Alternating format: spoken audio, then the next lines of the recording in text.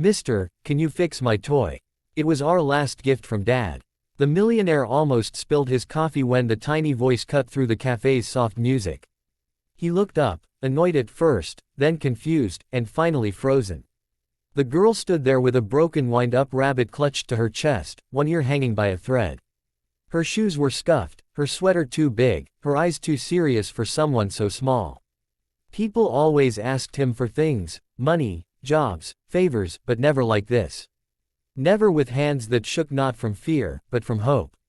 Before he could answer, she added quietly, as if afraid the words might disappear, "It still tries to hop, see? If this story touches your heart even a little, stay with it till the end. And if you believe small moments can change lives, don't forget to like the video and subscribe, because stories like this deserve to be shared." He was known in the city as a man who didn't stop. CEO of a tech empire, always late, always moving, always surrounded by glass walls and assistants who spoke in numbers. This cafe was his rare escape, a place where no one usually recognized him in his simple coat and baseball cap. He'd chosen the corner table to be invisible. But now invisibility had failed. "I'm not very good with toys," he said carefully, already reaching for his wallet out of habit. "Maybe we can buy you a new." She shook her head so fast the rabbit wobbled. "No, sir. Daddy gave this one before he went to sleep forever." The word forever landed between them like a dropped plate. The cafe noise faded. He saw his reflection in the window, older than he felt, younger than he should be to be this tired of the world. "What's your name?" he asked. "Lena." She hesitated, then pointed to a woman near the counter. "That's my mom. She's ordering hot water. We bring our own tea bag." He followed her finger. The woman looked exhausted, the kind of tired that sleep doesn't fix.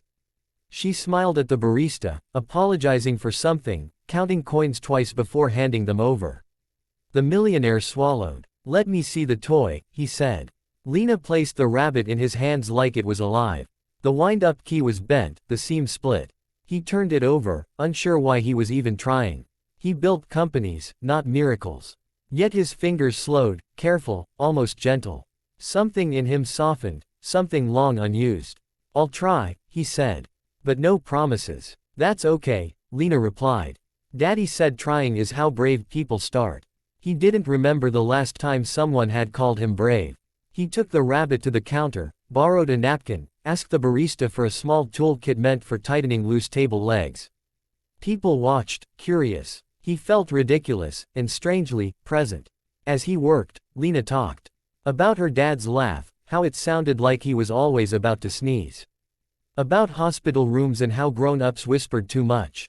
About how the rabbit was given to her the night before everything changed. Her mother approached slowly, worry in her eyes. "Lena, I told you not to bother people." "It's okay," the millionaire said quickly. "She's not bothering me." The woman hesitated. "I'm sorry. We'll go." "Please don't," he said, surprising himself. "I think I can fix it." He bent the key back gently, tightened the seam with a thin wire from the kit, taped it cleanly. It wasn't perfect. Life rarely is. He wound the key. The rabbit twitched, then hopped once, twice, and fell over. Lena gasped, then laughed, a bright sound that made people smile without knowing why. "He's tired," she said.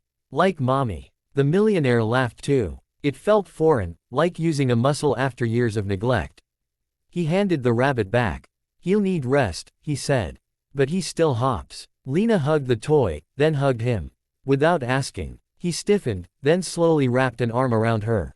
For a second, the world made sense in a way boardrooms never did. "Thank you, mister," she said. "You fixed more than the toy." They sat together. He ordered pastries, real tea, ignored the mother's protests. He listened as they talked about bills, about work that disappeared after her husband died, about nights when hope felt like a stranger.